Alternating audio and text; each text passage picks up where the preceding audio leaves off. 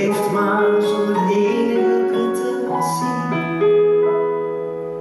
Je twijfelt wat of kiest wat.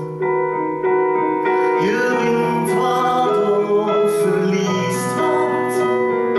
Je leven wordt zo langzaam in essentie. Een grote uitgestrekte consequentie.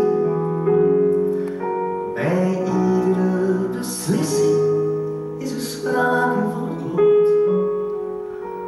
Of van één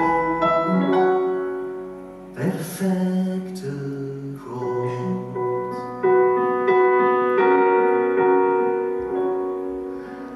Je hebt wat of ontbeert wat. Je ziet wat of negeert wat. Je merkt niet eens verschil meer in de dagen. Je geeft wat of je neemt wat. Je laat wat los of claimt wat. Totdat je wakker schrikt en het gaat dagen. Je leven dat bestaat alleen uit vragen. En zoek je dan het antwoord bij een goeroe of tarot. Of bij één perfecte God. En wat helpt eerder en wat doet beter?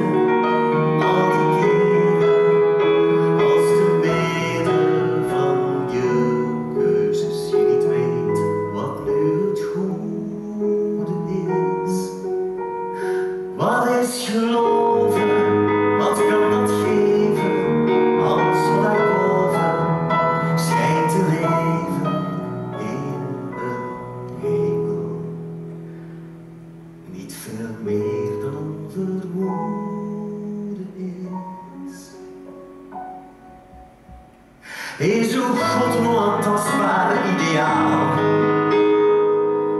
Of was het ooit een mens met een verhaal? Je vecht wat of je schuilt wat.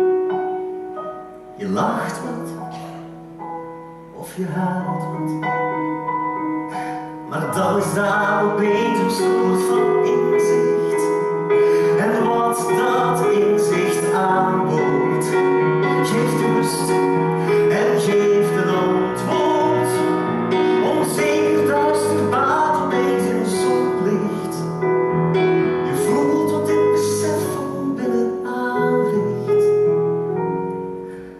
Je bidt herhalend wat je uit die coma heeft gewekt. Zelfs een